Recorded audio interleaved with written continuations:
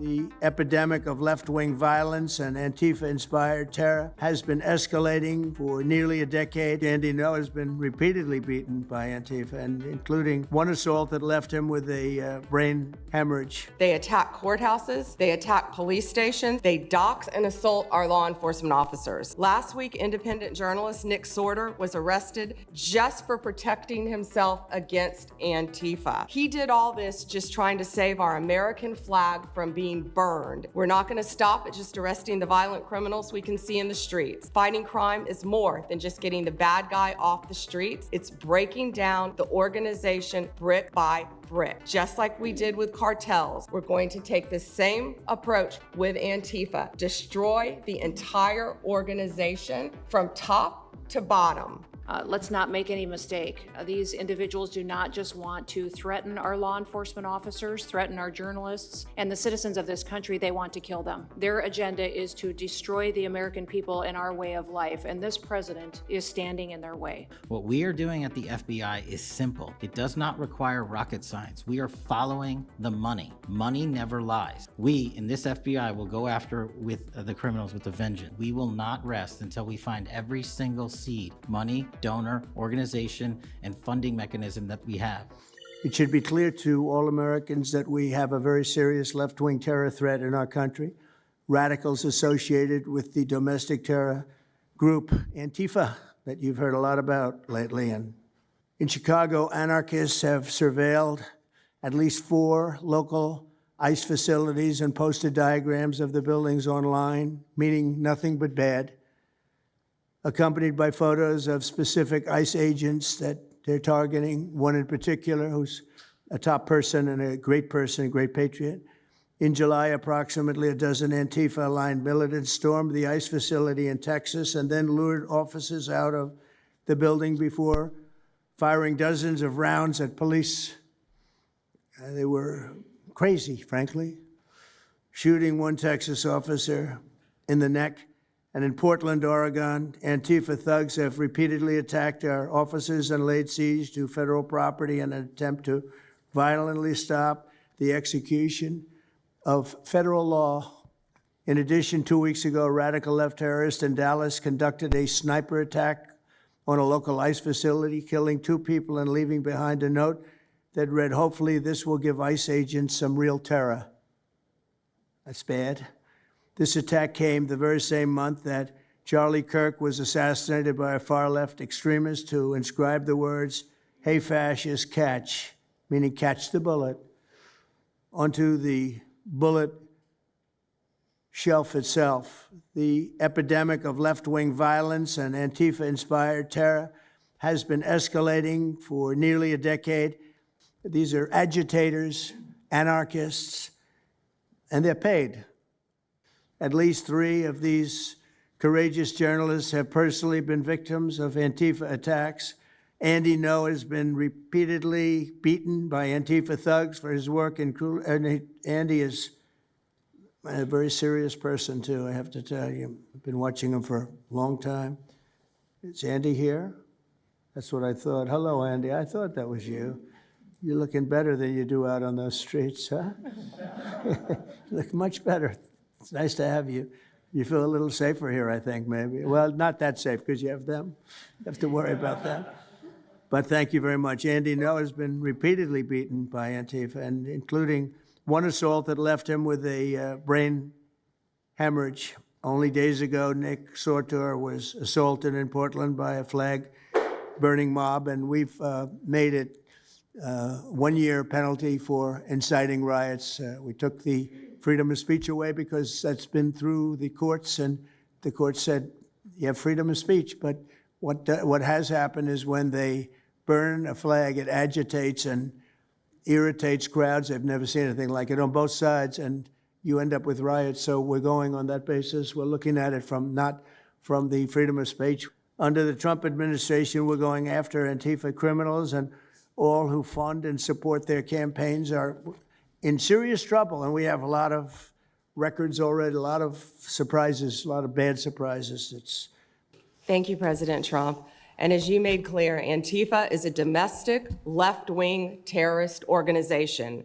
They attack attack courthouses, they attack police stations, they dox and assault our law enforcement officers. The Biden administration let them commit these crimes with total impunity for years. So did Democrat leaders like Pritzker and Mayor Brandon Johnson. Last week, independent journalist Nick Sorter was arrested just for protecting himself against Antifa. I saw it online and I called Nick. I couldn't believe what happened. He did all this just trying to save our American flag from being burned. He was pushed down and assaulted, yet the local police arrested Nick, not the Antifa thugs who did this to him. Antifa feels empowered to operate in the open because weak Democrats have turned a blind eye to their actions. We can't and we will not let masked terrorists burn our buildings, attack our law enforcement, and intimidate our communities. Under your leadership, President Trump, we're deploying the full might of the federal law enforcement to crack down on Antifa and other domestic terrorist organizations led by Stephen Miller. And Stephen, thank you for everything you're doing. We're not going to stop at just arresting the violent criminals we can see in the streets. Fighting crime is more than just getting the bad guy off the streets. It's breaking down the organization brick by brick, just like we did with cartels. We're going to take the same approach, President Trump, with Antifa. Destroy the entire organization from top to bottom. We're going to take them apart. Americans will no longer tolerate their unhinged violence. Thank you. Thank you very much, Pam. Let's not make any mistake. These individuals do not just want to threaten our law enforcement officers, threaten our journalists, and the citizens of this country. They want to kill them. Their agenda is to destroy the American people and our way of life, and this president is standing in their way.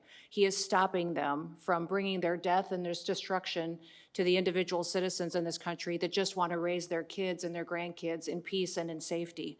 One of the individuals we arrested recently in Portland was the girlfriend of one of the founders of Antifa, and that we are hoping that as we go after her, interview her, and prosecute her, we will get more and more information about the network and how we can root them out and eliminate them from the existence of American society. I want to thank the new journalists here today for telling their stories and for being able and willing to go to the streets and to cover what's happening here in America. Many times the legacy media has looked the other way, refused to tell the stories. So thank you for being here, for being so bold, and for standing in the gap at such a time as this. It will matter, it will make a difference, and your life will be one of significance because of what you've done today. So with that, God bless you, and thank you, Mr. President. Thank you very much. Thank you. What we are doing at the FBI is simple. It does not require rocket science. We are following the money. Money never lies. And that's what it's going to take to bring down this network of organized criminal thugs, gangbangers, and yes, domestic terrorists, because that's what they are. They are harming everyday citizens in every single one of our communities. And the folks you see here on the right and left, they're some of the bravest men and women we have today. They're reporting the stories live time because the mainstream media won't cover it. They're putting their lives on the line. They're standing up for the flag. The least we can do is stand up for them. So you have my thanks. I read more of your stories than I do theirs because you guys are putting out the truth. And we deserve a country where you are protected as equally as they are. We, in this FBI, will go after with the criminals with a vengeance. We will not rest until we find every single seed, money, donor, organization, and funding mechanism that we have. And we will go to every single city in this country under Operation Summer Heat and the other operations we are doing at the FBI to bring these criminals to justice. We will arrest every single one of them from whatever perch you sit in, private or public, no matter how high your goal or your ambition is, it will be crushed by the Constitution because the American people deserve law and order, and that's what we're going to give you. Thank you very much, Cash. Great job. They can ask questions, but, well, there's Brian. He's good. But you know what? In a way, it's a waste of time because if you give a great answer, they don't put it on. If you give a horrendous answer, or even if you give a great answer, they make it sound like it's not a great answer. MSNBC is dying, and CNN is dying like a dog. And Poor CNN. It's so pathetic. it is very You pathetic. ever see their anchors in the evening? That nobody ever heard of them. Where did these people come? I could take anybody off the street in Washington, D.C. They'd do a better job. Yeah, and it's not amazing. hard to show what's going on these days. You literally have an iPhone and you can post it on X. They don't believe in the star system, you know, it's just one of those things, right? Go ahead. Mr. President. Go ahead. Just to clarify, you said you might go to Gaza. You're saying on that's Who the you first with? topic. I'm representing the TV pool, but I'm with NBC, sir. That's too bad. Go ahead. Well, just to clarify, you said you might go to Gaza, and then the second question I had earlier today, you said the mayor of Chicago and the governor of Illinois should be jailed. Have you asked the Justice Department to look at possible charges? No, I've seen the law, and when you have a group of people where the police call off the safety for ICE officials, I've understood that, and I've read it today in numerous journals that that's illegal. What they did is I guess it was ICE, Christie, right? They were under threat, and the police were helping beautifully, and it was fine. And then all of a sudden, a woman was on the line saying, "Everybody, move back, get out, get out." And they were given an order by the second person in the police department, and the governor knew about it, the mayor knew about it. I understand that's a criminal offense. Do you want to comment on that, Christie? Yes, sir, we're seeing that kind of pattern happen with local law enforcement and state law enforcement, not just in Illinois, but also out in Oregon, too. In fact, in Portland, I was there yesterday, but some of the ICE officers were telling me that as they drove by the rioters that were saying, "Kill ICE agents, Molotov cocktails, melt ICE," that the Portland police were cheering them on and had their fists in the air cheering on the rioters that were threatening their lives. So it's happening on a regular basis, and any elected official that allows this to happen and gives cover to those kind of individuals who are perpetuating murder should absolutely be prosecuted, in my opinion. Mr. President, Daniel. And by the way, we have Marco Rubio. Marco, come on up here, please. He's going to bring a little stability to this group. Come on up. Does everybody know Marco Rubio? Is there anybody that doesn't? Some of the reporters don't. That's why they shouldn't be reporters. Which job is he here for today, Come sir? on up here, Marco. Anything we should know about the Middle East? That's what we're hoping to talk to you about here, Mr. President. He's doing a good job. He was born for this job, I can tell you. Daniel, please. President, thank you very much. I have two questions for you, if that's okay. Seamus talked a little bit about the money aspect of this. Do you believe if you go after where the money is coming from with Antifa, in regards to Antifa, do you believe that would be similar to cutting the head off the snake, so to speak? And I have a question It on would help. this. I don't know that it would be totally complete, but it would certainly, you'd knock out 75%, 80%, 85%. These people, a lot of them don't believe it.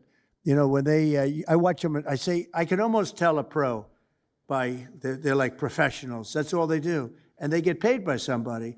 I think it would knock out a lot of it. Yeah, not all of it maybe, but a lot of it. And then a follow-up to that is a lot of the people who we've listened to over the last hour, they've emphasized that Antifa, it's not necessarily this big organized thing. It's a bit ambiguous. It's deorganized. I think that's one of the words that Andy used. What is the challenges of going after a group that makes it intentionally difficult to go after and find? That could be for you, the Attorney General, anyone up there. Well, they're smart people, and they deceive. A lot of them are crooked people. A lot of them have been staying out of trouble their whole lives, and they've been bad from the day they were born, frankly. But these are sick people. Pam, go ahead, please. Well, they're smart, but they're not smart enough. Oh, my microphone's broken. They're smart, but they're not smart enough. They have been covered by these liberal cities for so many years. And that's why we're all working with Treasury, with all these different departments to find the criminal conspiracy. Okay. I'm just giving. I was just given a note by the Secretary of State saying that we're very close to a deal in the Middle East, and they're going to need me pretty quickly. So I will take a couple of more questions. Participating in the negotiation. Go ahead. Who are you with? Who are you with? The Center Square. I had the honor of asking you originally if you would designate Antifa a terror organization. Are you going to work with your administration to designate it a foreign terror organization? You mean a terror? Antifa? A foreign terror organization. Well, has that been done? Pretty close, right? Would you like to see it done? Yes, Mr. President. Do you think it would help? They have foreign links I'd be glad all to do across it. I Western think it's Europe. the kind of thing I'd like to do. If you'd like, does Middle everybody East. agree? If you agree, I agree. Let's get it done, okay? Let's get it done. Marco, we'll take care of it. Mr. President. That's international, you mean? Yes. International. Mr. President. Sounds good to me. Foreign terror organization. Steve, are you okay with it? Yes, it's true. There are extensive foreign ties, and I think that would be a very valid step to take. Good, I think so too. Yes. Good, I think it's a good point. Thank you. President Trump.